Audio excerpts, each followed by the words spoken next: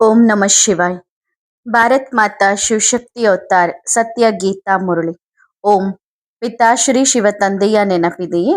ಮುರಳಿಯ ದಿನಾಂಕ 2-3-2026. ಬೆಳಗಿನ ತರಗತಿ ರಿವೈಸ್ ಕೋರ್ಸ್ 6-10-1968. ಓಂ ನಮಃ ಶಿವಾಯ. ಮಧುರ ಮಕ್ಕಳೇ, ತಂದೆ ಈ ಸಮಯದಲ್ಲಿ ನಿಮಗೆ ಓದಿಸುತ್ತಿದ್ದಾರೆ. 21 ಜನ್ಮಗಳಿಗಾಗಿ ಆಸ್ತಿಯನ್ನು ಕೊಡುತ್ತಾರೆ. ನಂತರ ಈ ಸಂಸ್ಕಾರಗಳು ನಿಮಗೆ ಇರುವುದೇ ಇಲ್ಲ. ನಂತರ ಸುಖದ ಸಂಸ್ಕಾರಗಳು ಆಗುತ್ತವೆ. ಹೇಗೆಂದರೆ ರಾಜ್ಯಾಧಿಕಾರದ ಸಂಸ್ಕಾರಗಳು ಇರುತ್ತವೆ. ಜ್ಞಾನ ಮತ್ತು ಶಿಕ್ಷಣದ ಸಂಸ್ಕಾರಗಳು ಇಲ್ಲಿಯೇ ಪೂರ್ಣವಾಗುತ್ತವೆ. ಓಂ ನಮಃ ಶಿವಾಯ. ಮನುಷ್ಯರು ತಂದೆಯನ್ನು ಸತ್ಯ ಮಾಲೀಕ ಎಂದು ಕರೆಯುತ್ತಾರೆ. ಇಂಗ್ಲಿಷ್ನಲ್ಲಿ ಬಾದುಷಾಹ ಎಂದು ಹೇಳುವುದಿಲ್ಲ. ಅದರಲ್ಲಿ ಕೇವಲ ಸತ್ಯ ತಂದೆ ಎಂದು ಹೇಳುತ್ತಾರೆ. ಗಾಡ್ ಫಾದರ್ ಇಸ್ ಟ್ರುತ್ ಎಂದು ಹೇಳುತ್ತಾರೆ. ಭಾರತದಲ್ಲಿಯೇ ಸತ್ಯ ಮಾಲೀಕ ಎಂದು ಕರೆಯುತ್ತಾರೆ. ಈಗ ಗುತ್ತಿಗೆಯಂತೂ ಬಹಳಷ್ಟು ಇದೆ. ಅವರು ಕೇವಲ ಸತ್ಯವನ್ನು ಹೇಳುತ್ತಾರೆ, ಸತ್ಯವನ್ನು ಕಲಿಸುತ್ತಾರೆ, ಸತ್ಯವನ್ನಾಗಿ ಮಾಡುತ್ತಾರೆ. ಇಲ್ಲಿ ಸತ್ಯ ಮಾಲೀಕ ಎಂದು ಕರೆಯುತ್ತಾರೆ. ಸತ್ಯವನ್ನಾಗಿಯೂ ಮಾಡುತ್ತಾರೆ ಮತ್ತು ಸತ್ಯಖಂಡದ ಮಾಲೀಕರನ್ನಾಗಿಯೂ ಮಾಡುತ್ತಾರೆ. ಅವರನ್ನು ಸತ್ಯ ಬಾದಶಾಹ ಎಂದು ಕರೆಯುತ್ತಾರೆ. ಇವರು ಅವಶ್ಯವಾಗಿ ಮುಕ್ತಿಯನ್ನು ಕೊಡುತ್ತಾರೆ, ಜೀವನ್ ಮುಕ್ತಿಯನ್ನು ಕೊಡುತ್ತಾರೆ. ಅದನ್ನೇ ಫಲ ಎಂದು ಕರೆಯುತ್ತಾರೆ. ಬಿಡುಗಡೆ ಮತ್ತು ಭಾಗ್ಯ, ಇದರ ಫಲ ಸಿಗುತ್ತದೆ. ಅಂದರೆ ಮುಕ್ತಿ ಮತ್ತು ಜೀವನ್ ಮುಕ್ತಿಯ ಫಲ ಸಿಗುತ್ತದೆ. ಭಕ್ತಿಯ ಫಲವನ್ನು ಕೊಡುತ್ತಾರೆ ಮತ್ತು ಭಕ್ತಿಯಿಂದ ಮುಕ್ತರನ್ನಾಗಿ ಮಾಡಿ ಸತ್ಯಯುಗದ ಫಲವನ್ನು ಕೊಡುತ್ತಾರೆ. ನಮಗೆ ಬಾಬಾ ಎರಡನ್ನೂ ಕೊಡುತ್ತಾರೆ ಎಂದು ಮಕ್ಕಳಿಗೆ ಗೊತ್ತಿದೆ. ಬಿಡುಗಡೆ ದಾತ ಅಂತೂ ಎಲ್ಲರನ್ನೂ ಬಿಡುಗಡೆ ಮಾಡುತ್ತಾರೆ, ಫಲ ನಿಮಗೆ ಕೊಡುತ್ತಾರೆ. ಬಿಡುಗಡೆ ಮತ್ತು ಭಾಗ್ಯ ಅಂದರೆ ಮುಕ್ತಿ ಮತ್ತು ಜೀವನ್ ಮುಕ್ತಿ. ಇದು ಸಹ ಭಾಷೆಯನ್ನು ಮಾಡಲಾಗಿದೆ ಅಷ್ಟೇ. ಎಲ್ಲರೂ ತಮ್ಮ ರೀತಿಯಲ್ಲಿ ಮಾಡುತ್ತಾರೆ. ಭಾಷೆಗಳು ಬಹಳಷ್ಟಿದೆ ಅಲ್ಲವೇ? ಶಿವ ಬಾಬಾರವರಿಗೂ ಸಹ ಬಹಳಷ್ಟು ಹೆಸರುಗಳನ್ನು ಇಡಲಾಗಿದೆ. ಯಾರಿಗಾದರೂ ಇವರ ಹೆಸರು ಶಿವ ಎಂದು ಹೇಳಿದರೆ ನಾವು ಅವರನ್ನು ಮಾಲೀಕ ಎಂದು ಕರೆಯುತ್ತೇವೆ ಎನ್ನುತ್ತಾರೆ. ಮಾಲೀಕ ಎನ್ನುವುದು ಸರಿ ಇದೆ, ಆದರೆ ಅವರಿಗೂ ಹೆಸರು ಬೇಕಲ್ಲವೇ? ನಾಮ ರೂಪದಿಂದ ಭಿನ್ನವಾದ ಯಾವ ವಸ್ತುವು ಇರುವುದಿಲ್ಲ. ಮಾಲೀಕನೂ ಸಹ ಯಾವುದಾದರೂ ವಸ್ತುವಿಗೆ ಆಗುತ್ತಾರೆ. ನಾಮ ರೂಪವಂತೂ ಖಂಡಿತ ಇದೆ. ಈಗ ಮಕ್ಕಳಾದ ನಿಮಗೆ ಗೊತ್ತಿದೆ, ತಂದೆ ಅವಶ್ಯವಾಗಿ ಬಿಡುಗಡೆ ಮಾಡುತ್ತಾರೆ. ನಂತರ ಶಾಂತಿಧಾಮಕ್ಕೆ ಕಳುಹಿಸಿಕೊಡುತ್ತಾರೆ. ಶಾಂತಿಧಾಮಕ್ಕೆ ಎಲ್ಲರೂ ಖಂಡಿತ ಹೋಗಲೇಬೇಕು. ತಮ್ಮ ಮನೆಯ ದರ್ಶನವನ್ನು ಎಲ್ಲರೂ ಮಾಡಬೇಕಿದೆ. ಮನೆಯಿಂದಲೇ ಬಂದಿದ್ದಾರೆ, ಆದ್ದರಿಂದ ಮೊದಲು ಅವರದ್ದೇ ದರ್ಶನ ಮಾಡುತ್ತಾರೆ. ಇದಕ್ಕೆ ಗತಿ ಸದ್ಗತಿ ಎಂದು ಕರೆಯುತ್ತಾರೆ. ಒಳ್ಳೆಯದು ಎಂಬ ಅಕ್ಷರವನ್ನು ಹೇಳುತ್ತಾರೆ, ಆದರೆ ಅರ್ಥರಹಿತವಾಗಿ. ಮಕ್ಕಳಾದ ನಿಮಗೆ ಅನುಭವ ಇರುತ್ತದೆ, ನಾವು ನಮ್ಮ ಮನೆಗೂ ಹೋಗುತ್ತೇವೆ ಮತ್ತು ನಂತರ ಫಲವೂ ಸಿಗುತ್ತದೆ. ನಂಬರ್ ವಾರ್ ಆಗಿ ನಿಮಗೆ ಸತ್ಯಯುಗದ ಆಸ್ತಿ ಸಿಗುತ್ತದೆ. ನಂತರ ಬೇರೆ ಧರ್ಮದವರಿಗೆ ಸಮಯಾನುಸಾರ ಸಿಗುತ್ತದೆ. ತಂದೆ ತಿಳಿಸಿದ್ದರು, ಆ ಕರಪತ್ರ ತುಂಬಾ ಚೆನ್ನಾಗಿದೆ. ಸ್ವರ್ಗವಾಸಿಗಳು ಅಥವಾ ನರಕವಾಸಿಗಳು, ಇದು ಎರಡು ತಂದೆಯ ಜನ್ಮಸಿದ್ಧ ಹಕ್ಕು ಆಗಿದೆ ಎಂದು ಮಕ್ಕಳಾದ ನಿಮಗೆ ಗೊತ್ತಿದೆ. ತಂದೆಯಿಂದ ಮುಕ್ತಿ ಮತ್ತು ಜೀವನ್ ಮುಕ್ತಿ, ಇದು ಮಕ್ಕಳ ಜನ್ಮಸಿದ್ಧ ಹಕ್ಕು ಆಗಿದೆ ಎಂದು ನೀವು ಬರೆಯಬಹುದು. ತಂದೆಯವರಾಗುವುದರಿಂದ ಎರಡೂ ವಸ್ತುಗಳು ಪ್ರಾಪ್ತಿಯಾಗುತ್ತವೆ. ಈ ಕರಪತ್ರ ಹಿಂದಿಯಲ್ಲಿ ಇದೆ, ಇಂಗ್ಲಿಷ್ನಲ್ಲಿ ಬರೆದಿಲ್ಲ. ಇಂಗ್ಲಿಷ್ನಲ್ಲಿಯೂ ಮಾಡಿ ಎಂದು ಬಾಬಾ ಎಷ್ಟೊಂದು ಸಾರಿ ಹೇಳಿದ್ದಾರೆ. ಎರಡರ ಬಗ್ಗೆಯೂ ಬರೆಯಬೇಕಲ್ಲವೇ? ಅದು ರಾವಣನ ಜನ್ಮಸಿದ್ಧ ಹಕ್ಕು ಆಗಿದೆ. ಅದು ಪರಮಪಿತ ಪರಮಾತ್ಮನ ಜನ್ಮಸಿದ್ಧ ಹಕ್ಕಾಗಿದೆ. ಅದು ಭಗವಂತನ ಜನ್ಮಸಿದ್ಧ ಹಕ್ಕು. ಅದು ಶೈತಾನನ ಜನ್ಮಸಿದ್ಧ ಹಕ್ಕು. ಅಂದರೆ ರಾವಣನ ಗುಣಗಳು ರಾವಣನ ಜನ್ಮಸಿದ್ಧ ಹಕ್ಕು. ಕಲ್ಲು ಬುದ್ಧಿಯವರಿಗೆ ಏನಾದರೂ ತಾಗುವಂತೆ ಹೀಗೆ ಬರೆಯಬೇಕು. ಬಾಬಾ ಬಹಳಷ್ಟು ಸಾರಿ ತಿಳಿಸಿದ್ದಾರೆ, ಆದರೆ ಹಿಂದಿಯನ್ನು ಇಂಗ್ಲಿಷ್ ಮಾಡುವುದು ಬಹುಶಃ ಯಾರಿಗೂ ಬರುವುದಿಲ್ಲ. ಈಗ ಮಕ್ಕಳಾದ ನೀವು ಸ್ವರ್ಗದ ಸ್ಥಾಪನೆ ಮಾಡಬೇಕಿದೆ. ಇದಕ್ಕಾಗಿ ಎಷ್ಟೊಂದು ಕೆಲಸ ಮಾಡಬೇಕಿದೆ. ಈಗ ನೀವು ಬೇಬಿ ಬುದ್ಧಿಯವರು ಇದ್ದಂತೆ ಕಲಿಯುಗದ ಸ್ಥಾಪನೆಗೆ ಈಗಿನ್ನು ಮಗುವಾಗಿದೆ ಎಂದು ಹೇಳುವಂತೆ ನೀವು ಮಕ್ಕಳು ಇನ್ನು ಬೇಬಿ ಬುದ್ಧಿಯವರಾಗಿದ್ದೀರಿ. ಸತ್ಯಯುಗದ ಸ್ಥಾಪನೆಯಲ್ಲಿಯೂ ಮಗುವಾಗಿದೆ ಎಂದು ತಂದೆ ಹೇಳುತ್ತಾರೆ. ತಂದೆ ಶ್ರೀಮತವನ್ನು ಕೊಡುತ್ತಾರೆ, ಆದರೆ ಮಕ್ಕಳು ಪಾಲಿಸುವುದಿಲ್ಲ. ಇದು ಬಹಳ ಅವಶ್ಯಕವಾಗಿದೆ. ಈಗ ಮಕ್ಕಳಾದ ನಿಮಗೆ ಆಸ್ತಿ ಸಿಗುತ್ತಿದೆ. ರಾವಣನದ್ದನ್ನು ಯಾವುದೇ ಆಸ್ತಿ ಎಂದು ಹೇಳುವುದಿಲ್ಲ. ಗಾಡ್ ಫಾದರ್ನಿಂದ ಆಸ್ತಿ ಸಿಗುತ್ತದೆ. ಅವರೇನು ತಂದೆಯಲ್ಲ, ಅಂದರೆ ರಾವಣ ತಂದೆಯಲ್ಲ. ಅವನನ್ನು ಶೈತಾನ್ ಎಂದು ಕರೆಯಲಾಗುತ್ತದೆ. ಶೈತಾನನ ಆಸ್ತಿ ಏನು ಸಿಗುತ್ತದೆ? ವಿಕಾರಗಳು ಸಿಗುತ್ತವೆ. ಪ್ರದರ್ಶನವನ್ನು ಹಾಗೆಯೇ ಮಾಡುತ್ತಾರೆ. ತಮೋಗುಣಿಗಳಾಗಿ ಬಿಟ್ಟರೆ ಕತ್ತೆ ಸಮಾನ ಆಗುತ್ತಾರೆ. ಈಗ ದಸರಾ ಕಳೆಯಿತು, ಎಷ್ಟು ಆಚರಿಸಿದರು, ಅಂದ್ರೆ ದಸರಾ ಟೈಮಲ್ಲಿ ಉತ್ಸವವನ್ನ ಎಷ್ಟು ಆಚರಿಸಿದರು, ತುಂಬಾ ಖರ್ಚು ಮಾಡುತ್ತಾರೆ. ವಿದೇಶದಿಂದಲೂ ಆಹ್ವಾನ ಕೊಟ್ಟು ಕರೆಯುತ್ತಾರೆ. ಮೈಸೂರಿನ ದಸರಾ ಆಚರಣೆ ಎಲ್ಲಕ್ಕಿಂತ ಪ್ರಖ್ಯಾತವಾಗಿದೆ. ಹಣವಂತರು ಬಹಳಷ್ಟಿದ್ದಾರೆ. ನೀವೇನು ಹೇಳುತ್ತೀರಿ? ಹಣವಂತರು ಒಳ್ಳೆಯವರೇ, ಆದರೆ ಬುದ್ಧಿ ಎಲ್ಲಿದೆ? ರಾವಣನ ರಾಜ್ಯದಲ್ಲಿ ಹಣ ಸಿಕ್ಕರೆ ಬುದ್ಧಿಯೇ ಹಾಳಾಗಿ ಬಿಡುತ್ತದೆ. ತಂದೆ ಹಣವನ್ನು ಕೊಡುತ್ತಾರೆ ಮತ್ತು ಬುದ್ಧಿಯನ್ನು ಕೊಡುತ್ತಾರೆ. ಇಲ್ಲಿ ಪದ್ಮಾಪತಿಗಳಿದ್ದರೂ ಶೈತಾನರಾಗಿದ್ದಾರೆ. ತಂದೆ ದ್ವೇಷವಿಲ್ಲದೆ ಎಲ್ಲರಿಗೂ ತಿಳಿಸುತ್ತಾರೆ. ಇದರ ಹೆಸರೇ ರಾವಣನ ರಾಜ್ಯವಾಗಿದೆ. ಅದನ್ನು ನಂತರ ಈಶ್ವರೀಯ ರಾಜ್ಯ ಎಂದು ಕರೆಯಲಾಗುತ್ತದೆ. ರಾಮ ರಾಜ್ಯ ಎಂದು ಹೇಳುವುದು ಸಹ ತಪ್ಪಾಗುತ್ತದೆ. ರಾಮ ರಾಜ್ಯ ಎಂದು ಹೇಳುವುದರಿಂದ ರಾಮನು ಸ್ತ್ರೀಯನ್ನು ಕಳೆದುಕೊಂಡಿದ್ದನು, ರಾಜ್ಯವನ್ನು ಕಳೆದುಕೊಂಡನು. ನಂತರ ಅವರ ಹೆಸರು ಬುದ್ಧಿಯಲ್ಲಿ ಬರಬಾರದು. ಗಾಂಧಿಯನ್ನು ಸಹ ಮನುಷ್ಯರು ಅವತಾರ ಎಂದು ನಂಬುತ್ತಿದ್ದರು. ಅವರಿಗೆ ರೈಲಿನಲ್ಲಿ ಎಷ್ಟೊಂದು ಹಣ ಕೊಡುತ್ತಿದ್ದರು. ಅವರು ಕೇವಲ ಸನ್ನೆ ಮಾಡುತ್ತಿದ್ದರು. ಇವರು ರಾಮರಾಜ್ಯ ಸ್ಥಾಪನೆ ಮಾಡುತ್ತಿದ್ದಾರೆ ಎಂದು ಮನುಷ್ಯರಿಗೆ ಗೊತ್ತಿತ್ತು. ಅವರನ್ನು ಭಾರತದ ಬಾಪೂಜಿ ಎಂದು ಕರೆಯುತ್ತಿದ್ದರು. ಈಗ ಇವರು ಇಡೀ ವಿಶ್ವದ ಬಾಪೂಜಿ ಆಗಿದ್ದಾರೆ. ಈಗ ನೀವು ಇಲ್ಲಿ ಕುಳಿತಿದ್ದೀರಿ. ಎಷ್ಟು ಜೀವಾತ್ಮಗಳು ಇರಬಹುದು ಎಂದು ನಿಮಗೆ ಗೊತ್ತಿದೆ. ಶರೀರ ಅಂತೂ ವಿನಾಶಿಯಾಗಿದೆ, ಆದರೆ ಆತ್ಮ ಅವಿನಾಶಿಯಾಗಿದೆ. ಆತ್ಮಗಳು ಬಹಳಷ್ಟು ಇವೆ. ಹೇಗೆ ಮೇಲೆ ನಕ್ಷತ್ರಗಳು ಇರುತ್ತವೆ ಅಲ್ಲವೇ? ನಕ್ಷತ್ರಗಳು ಜಾಸ್ತಿ ಇವೆಯಾ ಅಥವಾ ಆತ್ಮಗಳು ಜಾಸ್ತಿ ಇವೆಯಾ? ಏಕೆಂದರೆ ನೀವು ಭೂಮಿಯ ನಕ್ಷತ್ರಗಳು, ಅವು ಆಕಾಶದ ನಕ್ಷತ್ರಗಳು. ನಿಮ್ಮನ್ನು ದೇವತೆ ಎಂದು ಕರೆಯಲಾಗುತ್ತದೆ. ಅವರು ನಂತರ ಅವುಗಳಿಗೆ ದೇವತೆ ಎಂದು ಹೇಳುತ್ತಾರೆ. ಹಾಗಾದರೆ ಆ ನಕ್ಷತ್ರಗಳು ಜಾಸ್ತಿ ಇವೆಯಾ ಅಥವಾ ಕಡಿಮೆ ಇವೆಯಾ? ಅಥವಾ ಇವು ಜಾಸ್ತಿ ಇವೆಯಾ ಅಥವಾ ಕಡಿಮೆ ಇವೆಯಾ? ಅಥವಾ ಆಕಾಶದ ನಕ್ಷತ್ರ ಮತ್ತು ಆತ್ಮ ನಕ್ಷತ್ರಗಳು ಎರಡು ಸಮಾನವಾಗಿದೆಯಾ? ಮಕ್ಕಳಿಂದ 2-3 ವಿಚಾರಗಳು ಬಂದವು. ಕೆಲವರು ಮೇಲಿನ ನಕ್ಷತ್ರಗಳು ಜಾಸ್ತಿ ಎಂದರು, ಕೆಲವರು ಆತ್ಮಗಳು ಜಾಸ್ತಿ ಎಂದರು, ಕೆಲವರು ವಿಚಾರ ಮಾಡುತ್ತೇವೆ ಎಂದರು. ಒಳ್ಳೆಯದು. ಇದರ ಬಗ್ಗೆ ಪರಸ್ಪರ ಕ್ಲಾಸ್ನಲ್ಲಿ ಮಾತನಾಡಿಕೊಳ್ಳಿ. ಬಾಬಾ ಈಗ ಈ ವಿಷಯವನ್ನು ಕೆದಕುವುದಿಲ್ಲ. ಎಲ್ಲ ಆತ್ಮಗಳ ತಂದೆ ಒಬ್ಬರೇ ಎಂದು ತಿಳಿಸಲಾಗಿದೆ. ಭೂಮಿಯ ಮೇಲಿರುವ ಮನುಷ್ಯ ಮಾತ್ರರೆಲ್ಲರೂ ಅವರ ಬುದ್ಧಿಯಲ್ಲಿದ್ದಾರೆ. ಸೃಷ್ಟಿಯ ಮೇಲೆ ಮನುಷ್ಯರು ಇರುತ್ತಾರೆ. ಆಮೆ, ಮೀನು ಇತ್ಯಾದಿಗಳೆಲ್ಲವೂ ನೀರಿನಲ್ಲಿ ಇರುತ್ತವೆ ಎಂದು ನಿಮಗೆ ಗೊತ್ತಿದೆ. ಮನುಷ್ಯರು ಭೂಮಿಯ ಮೇಲೆ ಇರುತ್ತಾರೆ. ಅವು ನೀರಿನಲ್ಲಿ, ಅಂದರೆ ಮೀನು, ಮೊಸಳೆ ನೀರಿನಲ್ಲಿ ಇರುತ್ತವೆ. ಇಡೀ ಸೃಷ್ಟಿ ಸಮುದ್ರದ ಮೇಲೆ ನಿಂತಿದೆ ಎಂದು ಎಲ್ಲರಿಗೂ ಗೊತ್ತಿದೆ. ಇದು ಸಹ ಎಲ್ಲರಿಗೂ ಗೊತ್ತಿಲ್ಲ. ಈ ರಾವಣನ ರಾಜ್ಯ ಇಡೀ ಸೃಷ್ಟಿಯ ಮೇಲಿದೆ ಎಂದು ತಂದೆ ತಿಳಿಸಿದ್ದರು. ಸಾಗರ ಅಂತೂ 4 ಕಡೆ ಇದೆ ಅಲ್ಲವೇ? ಕೆಳಗೆ ಎತ್ತು ಇದೆ. ಅದರ ಕೋಡುಗಳ ಮೇಲೆ ಸೃಷ್ಟಿ ನಿಂತಿದೆ ಎಂದು ಹೇಳುತ್ತಾರೆ. ನಂತರ ಯಾವಾಗ ಸುಸ್ತಾಗುತ್ತದೆಯೋ ಆಗ ಅದು ಕೋಡನ್ನು ಬದಲಾಯಿಸುತ್ತದೆ. ಹೀಗೆ ಮಾಡಿದರೆ ಸೃಷ್ಟಿ ಬರುತ್ತದೆ.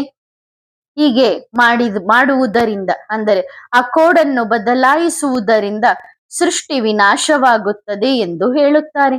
ಈಗ ಹಳೆಯ ಪ್ರಪಂಚದ ವಿನಾಶವಾಗಿ ಹೊಸ ಪ್ರಪಂಚದ ಸ್ಥಾಪನೆಯಾಗಬೇಕಿದೆ. ಶಾಸ್ತ್ರಗಳಲ್ಲಿ ಅನೇಕ ಪ್ರಕಾರದ ಮಾತುಗಳನ್ನು ದಂತಕಥೆಗಳಲ್ಲಿ ಬರೆದಿದ್ದಾರೆ. ಇಲ್ಲಿ ನಾವೆಲ್ಲ ಆತ್ಮಗಳು ಶರೀರದ ಜೊತೆಗಿದ್ದೇವೆ ಎಂದು ಮಕ್ಕಳಿಗೆ ಗೊತ್ತಿದೆ. ಅವರನ್ನು ಜೀವಾತ್ಮಗಳು ಎಂದು ಕರೆಯುತ್ತಾರೆ. ಆತ್ಮಗಳ ಮನೆಯಾದ ಪರಮಧಾಮದಲ್ಲಿ ಶರೀರ ಇರುವುದಿಲ್ಲ. ಅದನ್ನು ನಿರಾಕಾರಿ ಎಂದು ಕರೆಯಲಾಗುತ್ತದೆ. ಜೀವ ಆಕಾರಿಯಾಗಿದೆ, ಆದ್ದರಿಂದ ಸಾಕಾರ ಎಂದು ಕರೆಯಲಾಗುತ್ತದೆ. ನಿರಾಕಾರನಿಗೆ ಶರೀರ ಇರುವುದಿಲ್ಲ, ಸಾಕಾರನಿಗೆ ಶರೀರ ಇದೆ. ಇದನ್ನು ಸಾಕಾರಿ ಸೃಷ್ಟಿ ಎಂದು ಕರೆಯಲಾಗುತ್ತದೆ. ಅದು ನಿರಾಕಾರಿ ಸೃಷ್ಟಿಯಾಗಿದೆ. ಆತ್ಮಗಳ ಸೃಷ್ಟಿ ಎಂದು ಹೇಳುತ್ತಾರಲ್ಲವೇ, ಅದನ್ನು ಅಶರೀರಿ ಪ್ರಪಂಚ ಎಂದು ಕರೆಯಲಾಗುತ್ತದೆ. ಇದು ಶರೀರ ಸಹಿತ ಪ್ರಪಂಚ. ಆತ್ಮ ಯಾವಾಗ ಶರೀರದಲ್ಲಿ ಬರುತ್ತದೆಯೋ ಆಗ ಈ ಚಲನವಲನ ನಡೆಯುತ್ತದೆ. ಇಲ್ಲದಿದ್ದರೆ ಶರೀರ ಯಾವುದೇ ಕೆಲಸಕ್ಕೆ ಬರುವುದಿಲ್ಲ. ಆದ್ದರಿಂದ ಅದನ್ನು ನಿರಾಕಾರಿ ಪ್ರಪಂಚ ಎಂದು ಕರೆಯಲಾಗುತ್ತದೆ. ಎಷ್ಟೆಲ್ಲ ಆತ್ಮಗಳಿದ್ದಾರೆಯೋ ಅವರೆಲ್ಲರೂ ಕೊನೆಯಲ್ಲಿ ಬರಲೇಬೇಕು. ಆದ್ದರಿಂದ ಇದನ್ನು ಪುರುಷೋತ್ತಮ ಸಂಗಮ ಯುಗ ಎಂದು ಕರೆಯಲಾಗುತ್ತದೆ.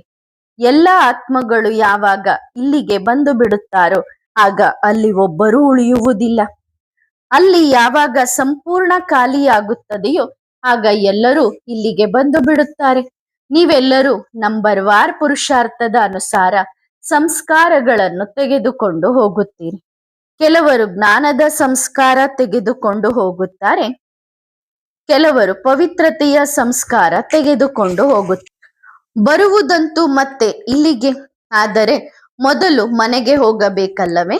ಅಲ್ಲಿ ಒಳ್ಳೆಯ ಸಂಸ್ಕಾರಗಳು ಇರುತ್ತವೆ, ಕೆಟ್ಟ ಸಂಸ್ಕಾರಗಳು ಇಲ್ಲಿ ಇವೆ. ಒಳ್ಳೆಯ ಸಂಸ್ಕಾರಗಳು ಬದಲಾಗಿ ಕೆಟ್ಟ ಸಂಸ್ಕಾರಗಳಾಗಿವೆ. ನಂತರ ಕೆಟ್ಟ ಸಂಸ್ಕಾರಗಳು ಯೋಗ ಬಲದಿಂದ ಒಳ್ಳೆಯದಾಗಬೇಕಿದೆ. ಒಳ್ಳೆಯ ಸಂಸ್ಕಾರಗಳನ್ನು ಅಲ್ಲಿಗೆ ತೆಗೆದುಕೊಂಡು ಹೋಗುತ್ತೇವೆ. ತಂದೆಯೇ ಬಂದು ತಿಳಿಸುವಂತಹ ಶಿಕ್ಷಣ ಸಂಸ್ಕಾರ ತಂದೆಯಲ್ಲಿಯೂ ಇದೆ ಅಲ್ಲವೇ? ರಚಯಿತ ಮತ್ತು ರಚನೆಯ ಆದಿ ಮಧ್ಯ ಅಂತ್ಯದ ರಹಸ್ಯವನ್ನು ತಂದೆಯೇ ಬಂದು ತಿಳಿಸುತ್ತಾರೆ. ಬೀಜದ ತಿಳುವಳಿಕೆಯನ್ನು ತಂದೆ ಕೊಡುತ್ತಾರೆ ಮತ್ತು ಇಡೀ ವೃಕ್ಷದ ಜ್ಞಾನವನ್ನು ತಂದೆ ಕೊಡುತ್ತಾರೆ. ಬೀಜದ ತಿಳುವಳಿಕೆಯೇ ಜ್ಞಾನವಾಗಿದೆ. ವೃಕ್ಷದ ತಿಳುವಳಿಕೆ ಭಕ್ತಿಯಾಗಿದೆ. ಅದು ಭಕ್ತಿಯ ದ್ವೇಷವಿಲ್ಲದಂತೆ ತಿಳಿಸಲಾಗುತ್ತದೆ. ಬೀಜವನ್ನು ನೆನಪು ಮಾಡಿ ಅಲ್ಲಿಗೆ ಹೋಗಬೇಕಿದೆ. ತಮೋಗುಣಿಯಿಂದ ಸತೋಗುಣಿಯಾಗಲು 40-50 ವರ್ಷಗಳು ಬೇಕಾಗುತ್ತವೆ. ನಂತರ ಸತೋಗುಣಿಯಿಂದ ತಮೋಗುಣಿಯಾಗಲು ಅಕ್ಯುರೇಟ್ ಆಗಿ 5000 ವರ್ಷಗಳು ಬೇಕಾಗುತ್ತವೆ. ಅದು ಅಂದಾಜು 40-50 ವರ್ಷ ಎಂದು ಹೇಳಲಾಗುತ್ತದೆ. ಈ ಚಕ್ರ ಬಹಳ ಅಕ್ಯುರೇಟ್ ಆಗಿ ಮಾಡಲ್ಪಟ್ಟಿದೆ. ಅದು ಮತ್ತೆ ರಿಪೀಟ್ ಆಗುತ್ತಿರುತ್ತದೆ. ಬೇರೆ ಯಾರೂ ಈ ಮಾತುಗಳನ್ನು ಹೇಳಲು ಸಾಧ್ಯವಿಲ್ಲ. ನೀವು ಹೇಳಬಹುದು, ಅರ್ಧ ಅರ್ಧ ಮಾಡಲಾಗುತ್ತದೆ ಅಲ್ಲವೇ? ಅರ್ಧ ಸ್ವರ್ಗ, ಅರ್ಧ ನರಕ. ನಂತರ ಅವರಿಗೆ ದ್ವೇಷವಿಲ್ಲದಂತೆಯೂ ತಿಳಿಸುತ್ತಾರೆ. ಸ್ವರ್ಗದಲ್ಲಿ ಜನ್ಮಗಳು ಕಡಿಮೆ, ಏಕೆಂದರೆ ಆಯುಷು ಹೆಚ್ಚಿರುತ್ತದೆ. ನರಕದಲ್ಲಿ ಜನ್ಮಗಳು ಜಾಸ್ತಿ, ಆಯುಷು ಕಡಿಮೆ ಇರುತ್ತದೆ. ಅವರು ಯೋಗಿಗಳು, ಇವರು ಭೋಗಿಗಳು. ಆದ್ದರಿಂದ ಇಲ್ಲಿ ಬಹಳಷ್ಟು ಜನ್ಮಗಳು ಆಗುತ್ತವೆ. ಈ ಮಾತುಗಳನ್ನು ಬೇರೆ ಯಾರೂ ತಿಳಿದುಕೊಂಡಿಲ್ಲ. ಮನುಷ್ಯರಿಗೆ ಏನೂ ಗೊತ್ತಿಲ್ಲ. ದೇವತೆಗಳಿದ್ದರೂ ಅವರು ಹೇಗೆ ಆದರೂ ಎಷ್ಟು ಬುದ್ಧಿವಂತರಾಗಿದ್ದಾರೆ ಇದೂ ಸಹ ನಿಮಗೆ ಗೊತ್ತಿದೆ. ತಂದೆ ಈ ಸಮಯದಲ್ಲಿ ಮಕ್ಕಳಿಗೆ ಓದಿಸುತ್ತಿದ್ದಾರೆ. 21 ಜನ್ಮಗಳಿಗಾಗಿ ಆಸ್ತಿಯನ್ನು ಕೊಡುತ್ತಾರೆ. ನಂತರ ಈ ಸಂಸ್ಕಾರಗಳು ನಿಮಗೆ ಇರುವುದೇ ಇಲ್ಲ. ನಂತರ ಸುಖದ ಸಂಸ್ಕಾರಗಳು ಆಗುತ್ತವೆ. ಹೇಗೆಂದರೆ ರಾಜ್ಯಾಧಿಕಾರದ ಸಂಸ್ಕಾರಗಳು ಇರುತ್ತವೆ. ಜ್ಞಾನ ಮತ್ತು ಶಿಕ್ಷಣದ ಸಂಸ್ಕಾರಗಳು ಇಲ್ಲಿಯೇ ಪೂರ್ಣವಾಗುತ್ತವೆ. ನಂತರ ನಂಬರ್ ವಾರ್ ಪುರುಷಾರ್ಥದ ಅನುಸಾರ ರುದ್ರಮಾಲೆಯಲ್ಲಿ ಪೋಣಿಸಲ್ಪಡುವಿರಿ. ನಂತರ ನಂಬರ್ ವಾರ್ ಆಗಿ ಪಾತ್ರ ಅಭಿನಯಿಸಲು ಬರುತ್ತೀರಿ. ಯಾರು ಪೂರ್ತಿ 84 ಜನ್ಮಗಳನ್ನು ತೆಗೆದುಕೊಂಡಿದ್ದಾರೆಯೋ ಅವರೇ ಮೊದಲು ಬರುತ್ತಾರೆ. ಅವರ ಹೆಸರನ್ನೂ ತಿಳಿಸುತ್ತಾರೆ. ಕೃಷ್ಣ ಸ್ವರ್ಗದ ಮೊದಲ ರಾಜಕುಮಾರ ಆಗಿದ್ದಾನೆ. ಕೇವಲ ಒಬ್ಬ ಕೃಷ್ಣ ಮಾತ್ರ ಇರುವುದಿಲ್ಲ ಎಂದು ನಿಮಗೆ ಗೊತ್ತಿದೆ. ಇಡೀ ರಾಜಧಾನಿ ಇರುತ್ತದೆ ಅಲ್ಲವೇ? ರಾಜನ ಜೊತೆ ಪ್ರಜೆಗಳೂ ಬೇಕಲ್ಲವೇ? ಒಬ್ಬರಿಂದ ಇನ್ನೊಬ್ಬರು ಜನ್ಮ ಪಡೆದುಕೊಳ್ಳುತ್ತಾ ಹೋಗಬಹುದು. ಒಂದು ವೇಳೆ 8 ಜನ ಒಟ್ಟಿಗೆ ಬರುತ್ತಾರೆ ಎಂದು ಹೇಳಿದರು. ಶ್ರೀಕೃಷ್ಣನಂತೂ ನಂಬರ್ 1 ನಲ್ಲಿ ಬರುತ್ತಾನಲ್ಲವೇ? 8 ಜನ ಒಟ್ಟಿಗೆ ಬರುವುದಾದರೆ ಕೃಷ್ಣನ ಗಾಯನ ಅಷ್ಟೊಂದು ಏಕೆ ಇದೆ? ಈ ಎಲ್ಲಾ ಮಾತುಗಳನ್ನು ಮುಂದೆ ಹೋಗುತ್ತಾ ತಿಳಿಸಲಾಗುವುದು. ಇಂದು ನಿಮಗೆ ಬಹಳ ರಹಸ್ಯ ಮಾತುಗಳನ್ನು ತಿಳಿಸುತ್ತೇನೆ ಎಂದು ತಂದೆ ಹೇಳುತ್ತಾರೆ. ಏನಾದರೂ ಉಳಿದಿದೆ ಅಲ್ಲವೇ? ಈ ಯುಕ್ತಿ ಚೆನ್ನಾಗಿದೆ.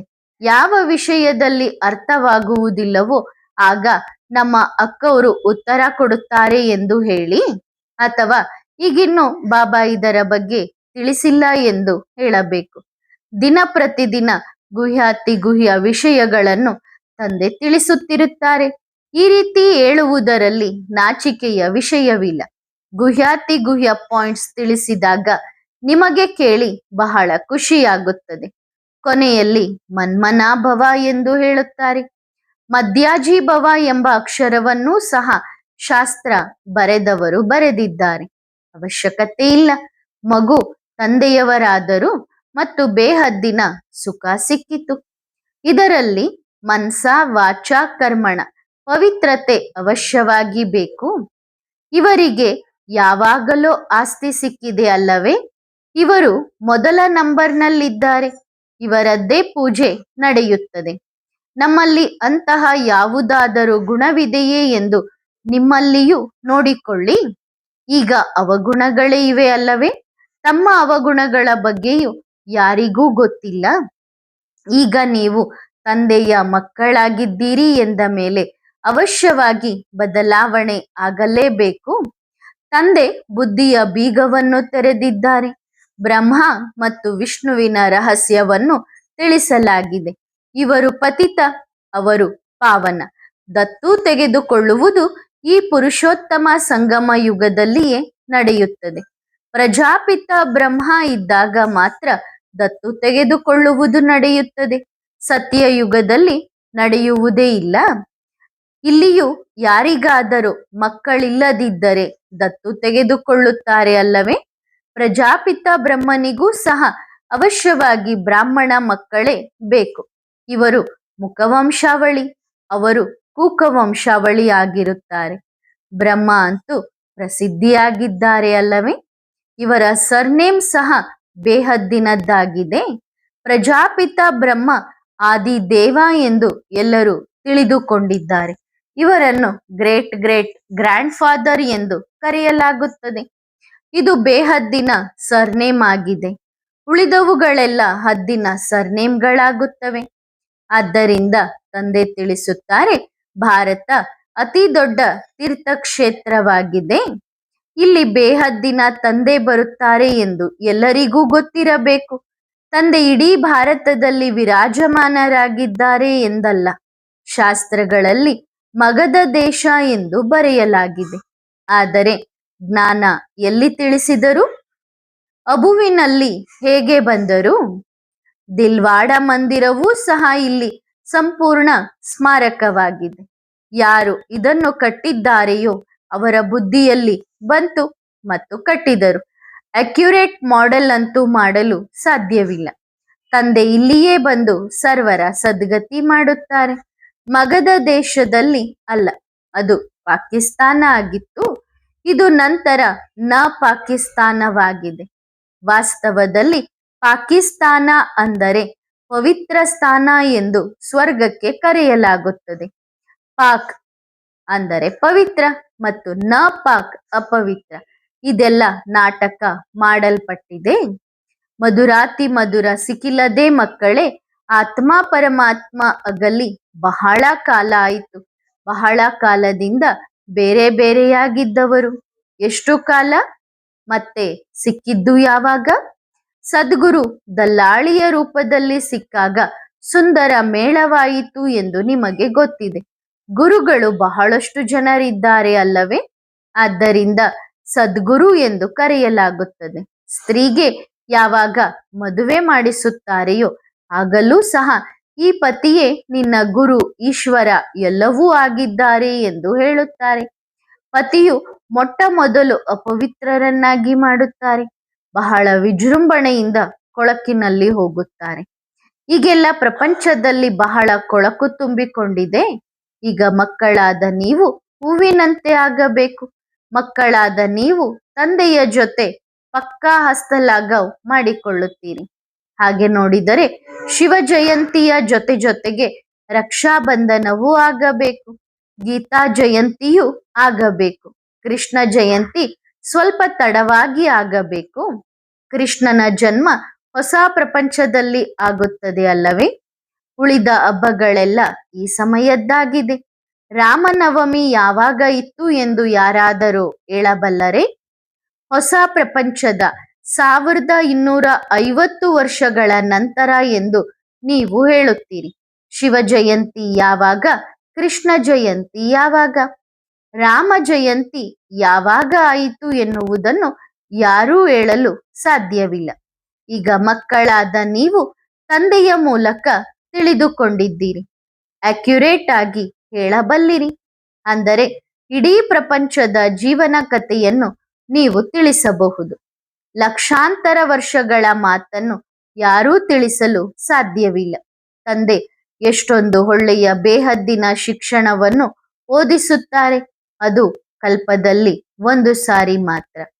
ನೀವು 21 ಜನ್ಮಗಳಿಗಾಗಿ ಪತಿತರಾಗುವುದರಿಂದ ತಪ್ಪಿಸಿಕೊಳ್ಳುತ್ತೀರಿ. ಅಲ್ಲಿ ಪತಿತರು ಇರುವುದೇ ಇಲ್ಲ. ಪತಿತರು ಆಗುತ್ತಿಲ್ಲ ತಾನೇ ಎಂದು ಬಾಬಾ ಕೇಳುತ್ತಾರೆ. ಇದು ಪತಿತ ಪ್ರಪಂಚ, ರಾವಣನ ರಾಜ್ಯವಾಗಿದೆ. ಆದ್ದರಿಂದಲೇ ಹೇ ಪತಿತ ಪಾವನ ಬಾ ಎಂದು ಕರೆಯುತ್ತಾರೆ. ಒಳ್ಳೆಯದು. ಆತ್ಮಿಕ ಮಕ್ಕಳಿಗೆ ಬಾಪ್ತಾದಾರವರ ನೆನಪು, ಪ್ರೀತಿ, ಗುಡ್ ಮಾರ್ನಿಂಗ್ ಮತ್ತು ನಮಸ್ತೆ. ಆತ್ಮಿಕ ಮಕ್ಕಳು ಆತ್ಮಿಕ ತಂದೆಗೆ ಮಾಡುವ ನೆನಪು, ಪ್ರೀತಿ, ಗುಡ್ ಮಾರ್ನಿಂಗ್ ಮತ್ತು ನಮಸ್ತೆ ನಮಸ್ತೆ ನಮಸ್ತೆ. ಧನ್ಯವಾದ ಬಾಬಾ, ಶುಕ್ರಿಯಾ. ವರದಾನ: ಸಂತುಷ್ಟ ಮಣಿ ಭವ. ಸಂತುಷ್ಟ ಮಣಿಗಳಾಗಿದ್ದೀರಿ ಅಲ್ಲವೇ? ಸಂತುಷ್ಟತೆ 3 ಪ್ರಕಾರದ್ದಾಗಿರಬೇಕು. 1, ತಂದೆಯಿಂದ ಸಂತುಷ್ಟ. 2ನೆಯದು ಸ್ವಯಂನಿಂದ ಸಂತುಷ್ಟ ಮತ್ತು 3ನೆಯದು ಸರ್ವ ಸಂಬಂಧ ಮತ್ತು ಸಂಪರ್ಕದಿಂದ ಸಂತುಷ್ಟ.